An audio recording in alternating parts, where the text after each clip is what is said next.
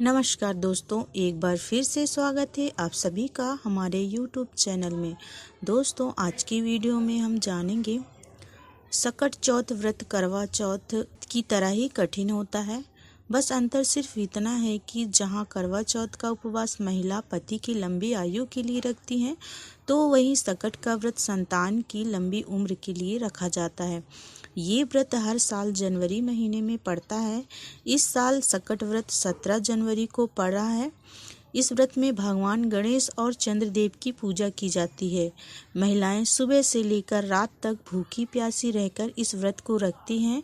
शाम में शुभ मुहूर्त में गणेश जी की पूजा के दौरान सकट की पावन कथा पढ़ी जाती है, जिसके बिना ये व्रत अधूरा माना जाता है। इसलिए आज की वीडियो में हम आपको बताएंगे सकट की व्रत कथा के बारे में।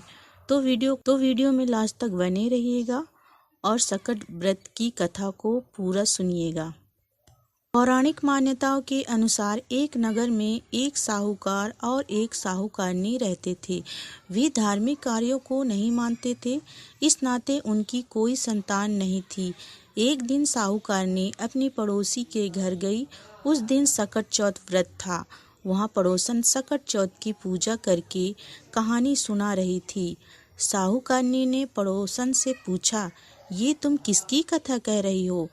तब पड़ोसन ने कहा कि आज सकट चौथ का व्रत है, इस नाते कथा सुना रही हूँ।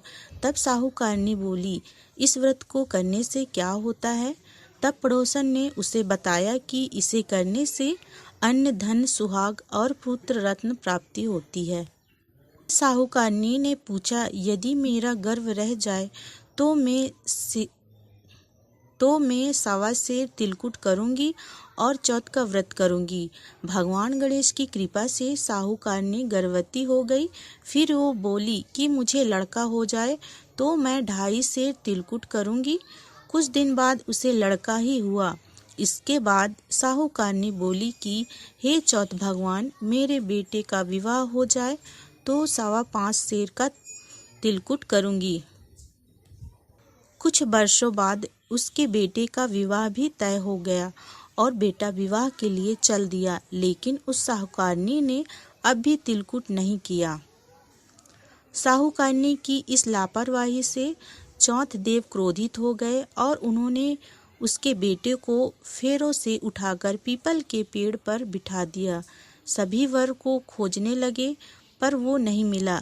ऐसे में सारे लोग अपने अपने घर वापस चले गए। इधर जिस लड़की से साहूकारनी के बेटे का विवाह होने वाला था, वो अपनी सहेलियों के साथ भोजन के लिए जंगल में दूब लेने चली गई। तभी उस लड़की को पीपल के पेड़ से आवाज आई, वो मेरी अर्धव्याही। ये बात सुनकर जब लड़की घर आई तो उसके बाद से वो धीरे धीरे सूख कर कांटा होने लगी। लड़की की माँ ने उससे कहा कि मैं तुम्हें अच्छा भोजन खिलाती हूँ, अच्छा पहनाती हूँ, फिर भी तू सूख रही है, ऐसा क्यों हो रहा है?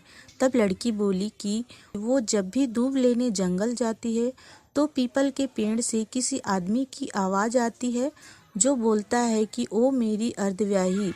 उस लड़के ने मेहंदी लगा रखी है और सेहरा भी बांध रखा है।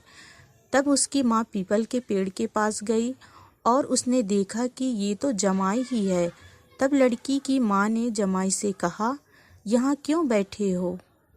मेरी बेटी तो तुमने अर्धव्याही कर दी थी और अब क्या करोगे?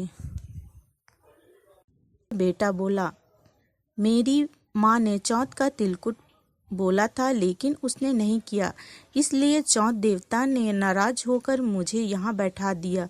ये सुनकर लड़की की माँ साहूकारनी के घर गई और उसने साहूकारनी से पूछा कि तुमने सकट चौथ का कुछ बोला था क्या? साहूकारनी बोली कि हाँ, मैंने तिलकुट बोला था। उसके बाद साहूकारनी बोली, मेरा बेटा घर आ जाए तो 2.5 मन का तिलकुट करूँगी। इससे श्री गणेश भगवान प्रसन्न हुए और उसके बेटे को फेरों में लाकर बैठा दिया। ऐसे साहूकारनी के बेटे का विवाह धूमधाम से हो गया। जब साहूकारनी के बेटा और बहू घर आ गए तब साहूकारनी ने 2.5 मन तिलकुट किया और बोली, हे चौथदेव, आपकी कृपा से मेरे बेटा बहू सकुशल घर आ गए हैं, जिससे मैं तिलकुट करके भली विधि से व्रत करूंगी। इस तरह से तिलकुट व्रत धीरे धीरे लोकप्रिय हो गया। हे सकट चौथ, जिस तरह आपने साहूकारनी को बेटे बहू से मिलवाया, खुशहाल रखा, उसी तरह हमें भी समृद्ध रखना और इस कथा को कहने और सुनने वालों पर अपनी कृपा करना। बोलो सकट चौथ की जय। श्री गणेश देव की जय।